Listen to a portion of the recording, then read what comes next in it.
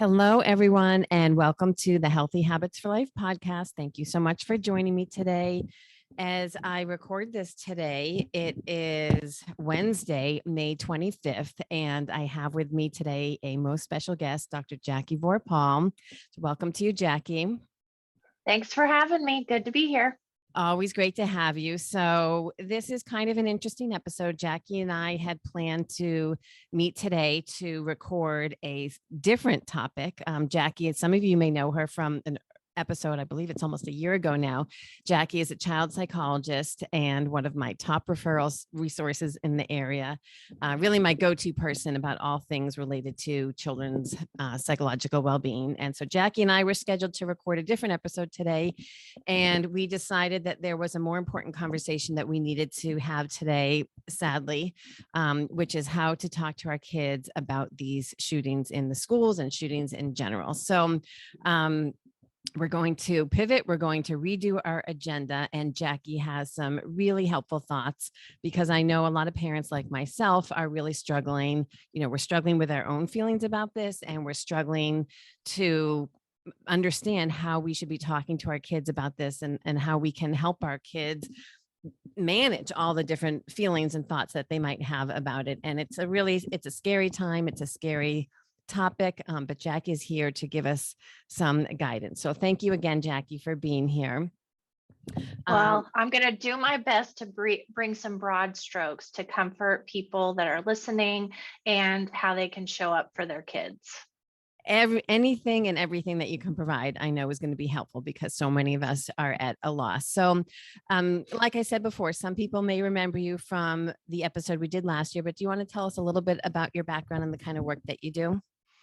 Sure. I'm a clinical psychologist with a specialization in child and family. So I work with families and parents. I also work with all ages, lots of caregivers.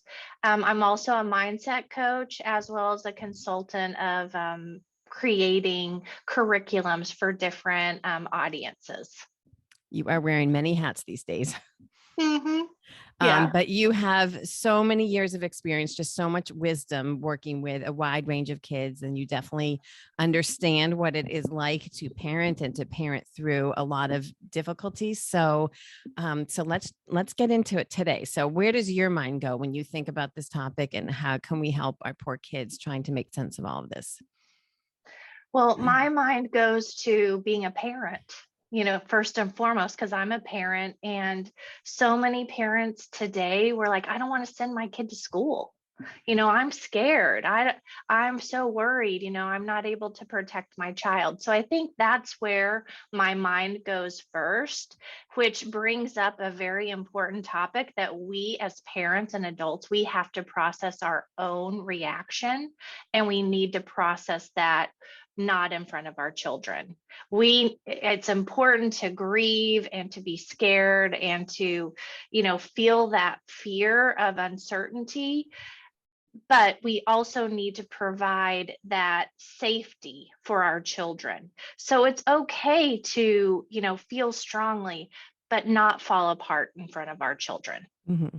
Would you add to that and maybe even temper the strength of the magnitude of some of our feelings? Like if you have strong feelings, talk to your friends about it, talk to your significant other about it, talk to your own family about it. But when it comes to your kids, trying to turn the volume down a little bit on the magnitude of your feelings.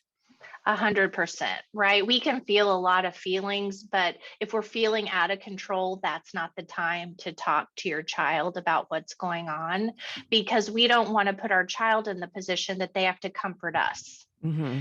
That feels even more scary. Like, oh my goodness, my parent is out of control. I don't know what to do. This is really a dangerous situation.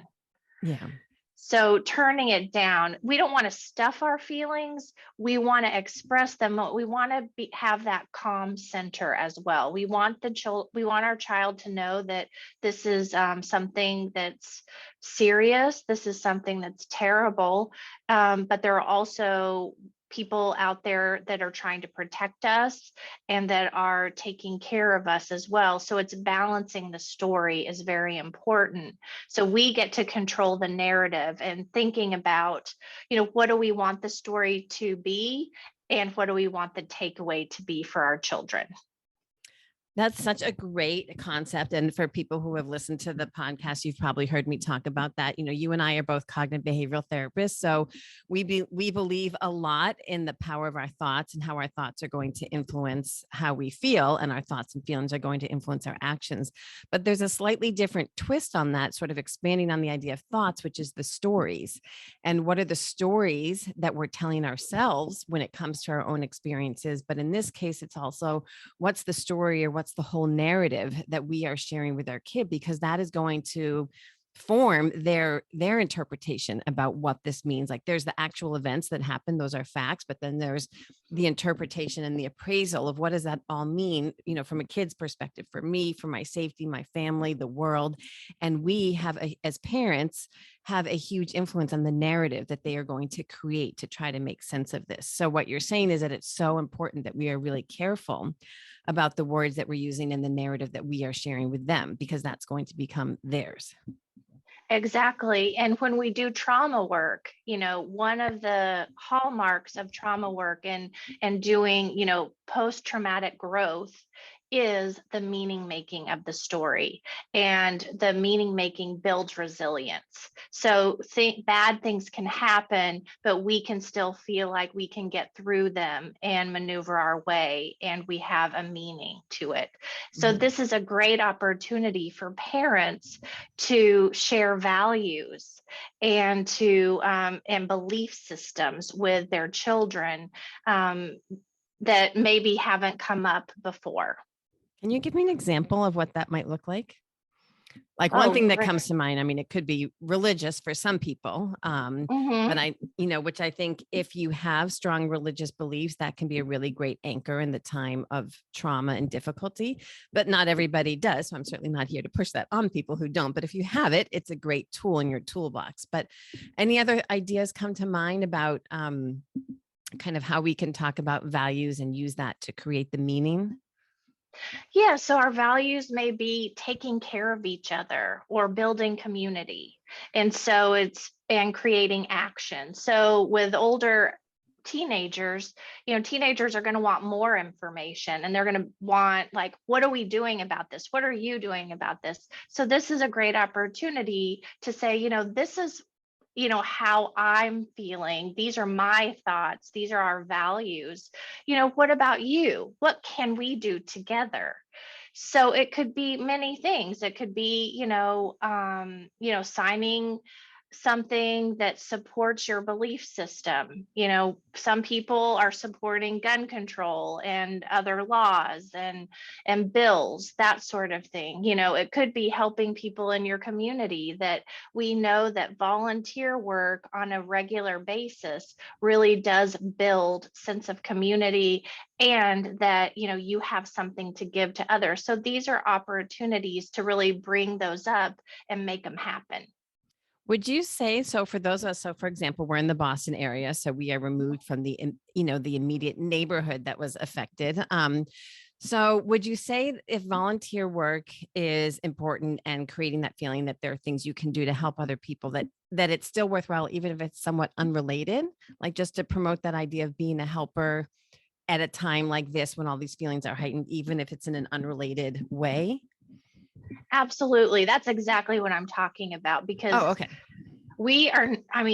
thankfully we aren't there. It wasn't our community, but we also have this feeling of wanting to do something. And the more we feel connected in our community, the safer we feel, because we have those relationships, and we know our teachers, we know the fireman, we know the person in the grocery store. And it could be just simply the value of saying hello to people and smiling. So it doesn't have to be these big things, but it's creating that value that we're kind to one another, that we acknowledge one another, that we see each other.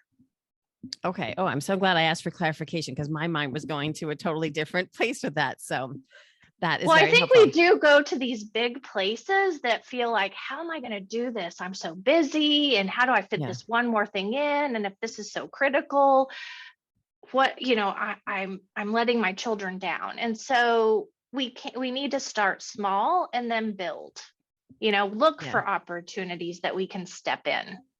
I remember you said that in our last podcast, and it was one of the best things that really stood out to me that, we as busy parents tend to think in these big global ways. Like if we're going to do something to have impact on our kids, it has to be an all day thing and it has to be an over the top. And I vividly remember you saying that it can be just 5 minutes of time together can have such an impact. And so the same theme is coming through here, that it doesn't have to be this big over the top act of volunteering. It can be even just small acts of kindness that can really help promote the same feeling. Exactly, right. And you feel a little more in control of your situation and what you can do for other people. But like for young kids, talking about shootings, it really just needs to be one sentence.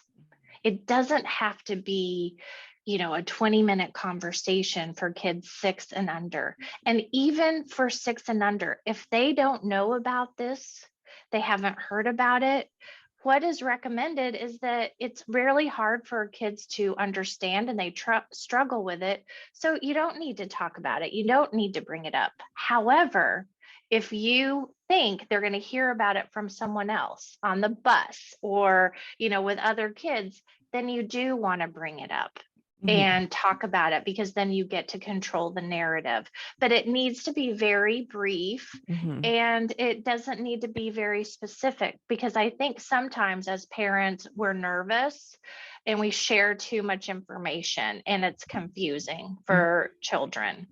So keep it short, keep it sweet, and you're able to control that narrative. Yeah, that's similar to some of the things that I've been reading today that I've seen, which says same thing, like keep it short, tell them something really awful happened today. Do you have any questions about it? So like you said, before we go spewing all these details, say, what have you heard? What do you understand? Do you have any questions for me? And they might really not be digesting and processing it. And then you don't have to go into it more, or maybe they heard more, or maybe they just are more capable of understanding more and they do have questions, but we don't want to assume that they need us to go to all these levels. That is so, so important. I get a highlighter out and highlight that. The other piece that is so huge compared to when we were growing up are the images that are out there. And really be vigilant about keeping the images away. We can't do that all the time. They're all over the place, but images are so much more powerful many times than words. So if our child has seen some of these images and it's very upsetting to them, it's important to seek out other images that balance them out, just like we talked about before with words, like heroes, people going in and taking care, sharing some stories that people that are okay, those kinds of things. So it's not belittling the situation that happened, but it's also showing the whole picture.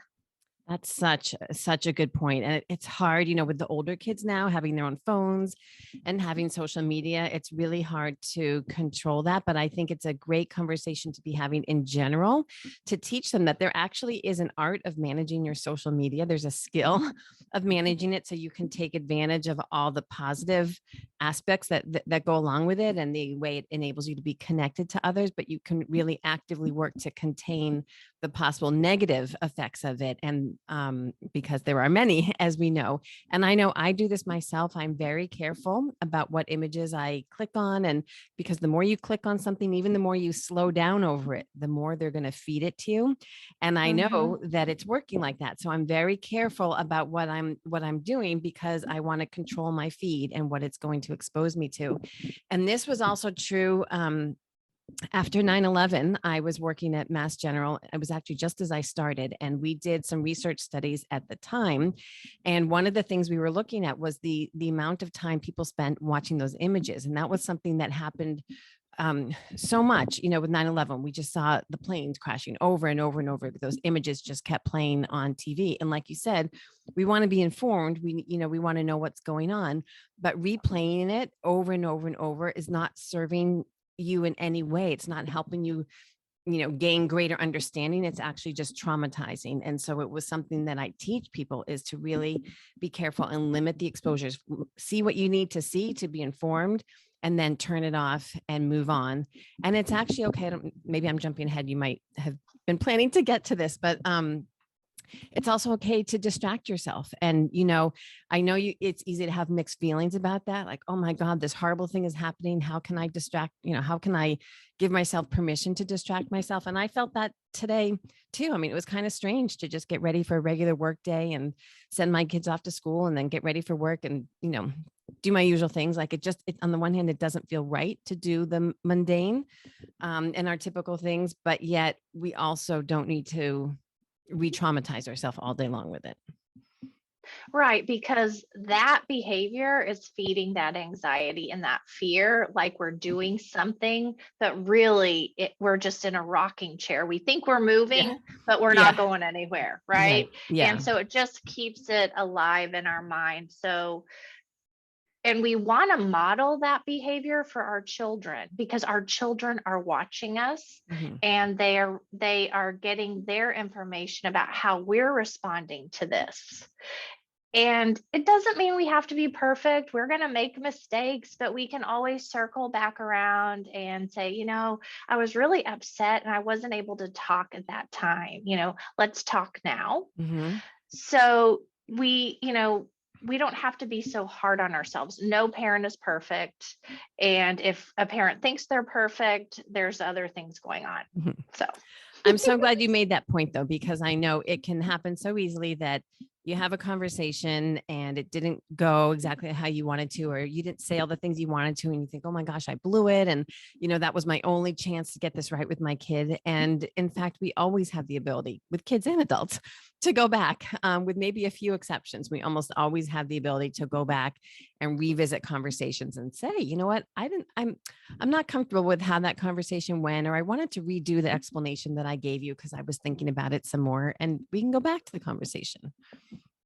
Yes, and that's very powerful, because our children need to know that they don't need to be on all the time, and that they can change their minds, or their behaviors is going to change when they have a little more time to think about something or absorb it.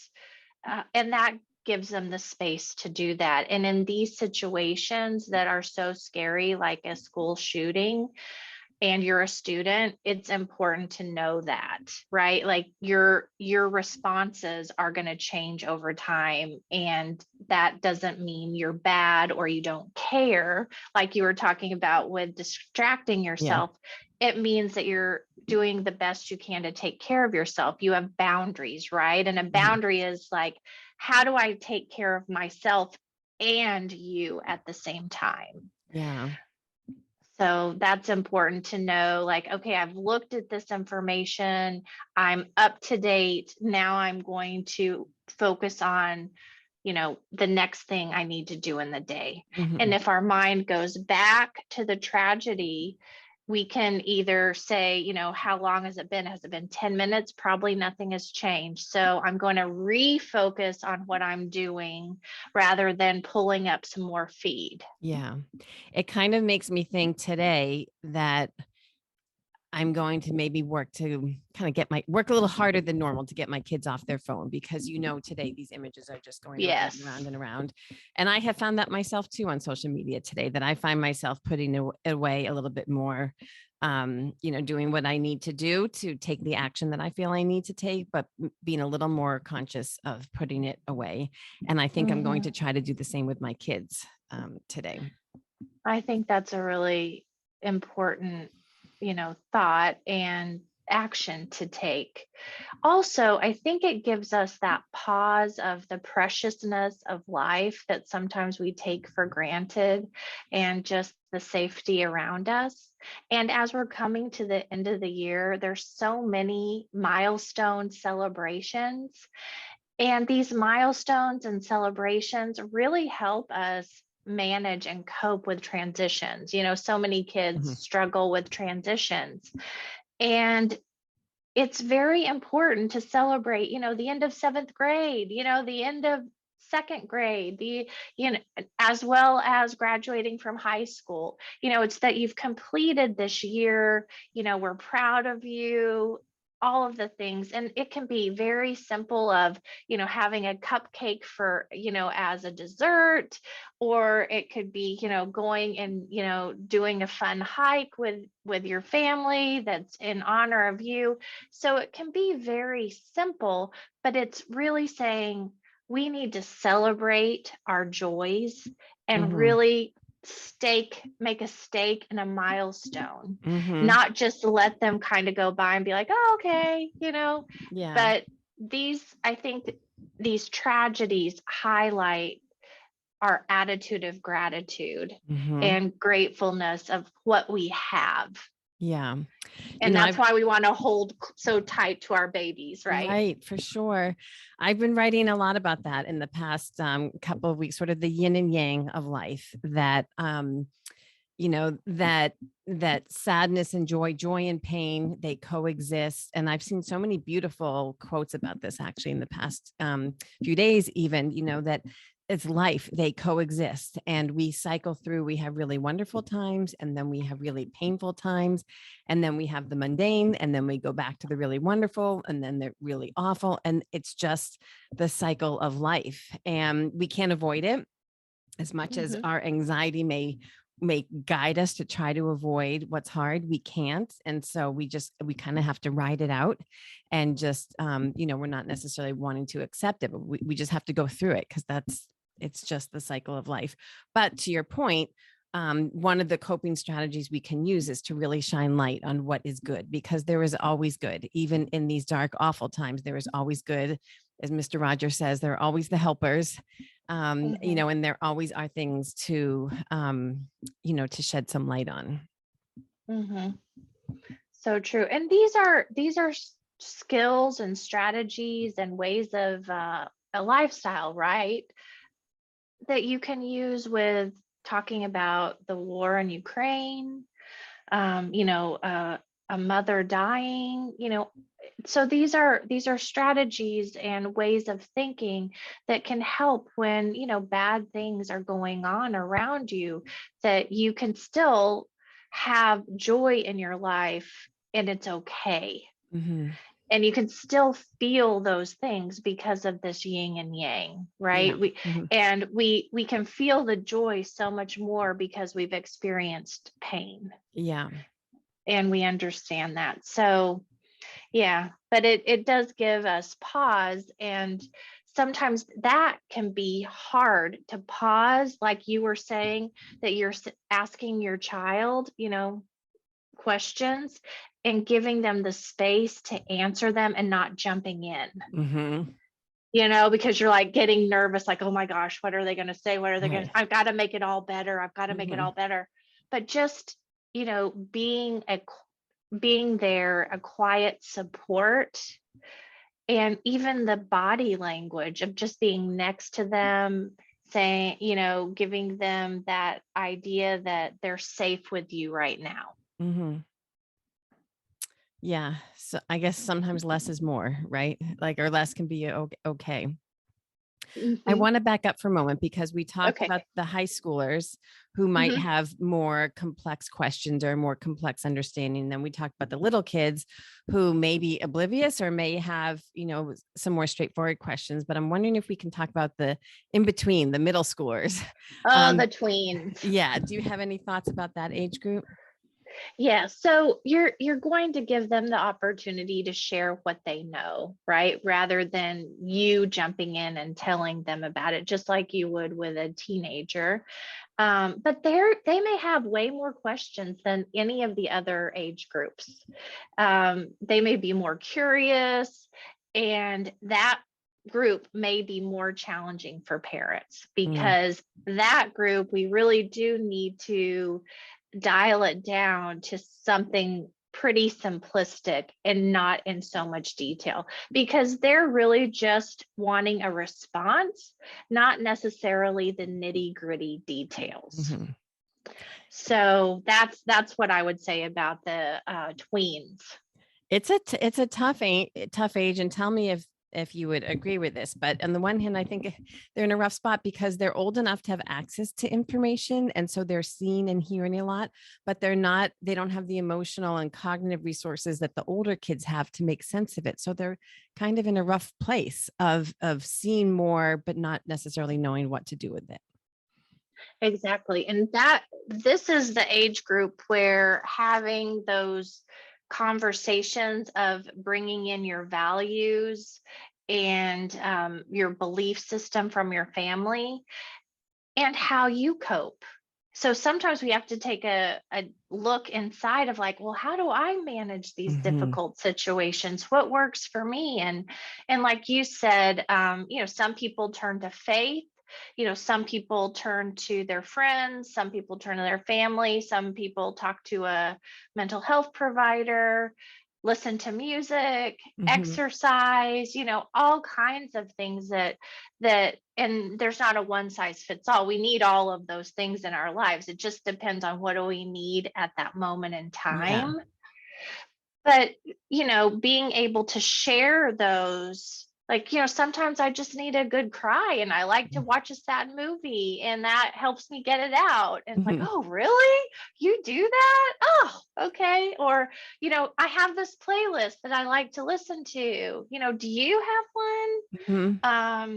I have a highlights reel, is what I call it, on my phone, right? Of these like nice moments that make me smile and really feel gratitude of those moments, because boy, it's not always like that, Yep. right? So it's sharing some of those things that you're doing, not like just like, oh, I do this, I do this, I do Yeah. this, but you're sprinkling them in, like, Mhm. today I just need to go on a long walk and clear my head. A lot of heavy things are going on. Mhm. So you're just letting your children know, like, I'm coping with it. I'm open to having conversations with you and sharing how you are doing. Mhm. I want to add to your list. I think those are all such good ideas. And I want to give one other plug for creativity Yes. and, how that can elicit, I forget off the top of my head exactly which hormone that elicits, but, that in and of itself can elicit more of a feel good feeling. It can calm and relax the body and calm and relax the mind. And coincidentally, so my son happens to be a kid who is very creative and he likes art projects. And so today we happen to have a plan to work on some projects together. But I was thinking that's kind of a great, without having to label it as that, but it's a great kind of coping strategy for us to do together that I'm not telling him. I mean, I might. But so, you can either label it or not, but just come up with these ideas or maybe, looking at family videos together or playing board games as a family tonight. And I love your idea of just looking at family photos or reliving a fun family vacation that we can share those coping strategies and like you said, model it for them and decide, do we want to label it as such or not? Mhm. And I'm glad you brought that up, because really having conversations through doing is so Mm, helpful, right? yes, Rather than sitting across from one another. right. When the kids are little, that eye contact, is really great. But when they get to be, late elementary teens and tweens, the eye contact is like, you know, Yeah. so it's more sitting next to, doing something like an art project or going for a walk or Mhm. driving in the car, that those are times that we all notice, right? It goes better, but there's Yeah. something inside of us that want to sit across and Right. have that eye contact. And that is, those developmental ages, it's not really that helpful. It's such a good point that I find the best conversations happen in the car. And even when they were little, when they were in the back seat, maybe there was something about having that distance that was just more comforting and they would start blabbing away about, this and that. Hmm. But I'm really glad you brought that up. I think it's a great point. So gosh, Jackie, I'm so grateful that we had this time planned so that we could have this conversation and share this. And I think we've covered a lot of really helpful topics. I know it gives me a lot to think about and I know that it will give the listeners a lot to think about. Is there anything else you want to add that we didn't cover yet? The only other thing is timing is important. a lot of times your children will bring things up like this at bedtime. Mm, That is really tricky because it's okay to talk about it around bedtime, but make sure that you're ending it with that balance of things that are going well, things to look forward to. So you're not ending it on tragedy hmm. so that they can feel comfortable and fall asleep. So I will say that because it tends that their kids are quiet, they're laying down, and this is where all these emotions start coming out. Hmm. So you don't have to shy away from it, but I like to think about it as like a sandwich, right? Hmm. You can talk about good things and then the tragedy, and then what can we take away from that, or things that we're looking forward to. Yeah. So just because there's no good time to talk about it. However, 9 times out of 10, this is where you're going to hear it first. Yeah.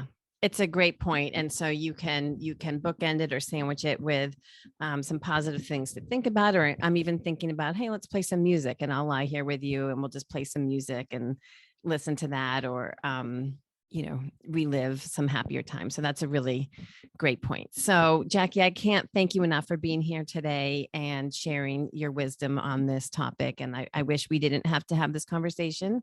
But given that this is life and this is what has happened, I am so appreciative that we can talk about this and provide other people with some concrete strategies to hopefully lessen some of the pain that so many are feeling today. So thank you as always for being here. I You're truly welcome. appreciate it. And thank you everyone for listening. And Jackie, we'll have you back. We'll do our planned content another time. All All right. right. Well, wish everybody well. Yeah. Thanks everyone.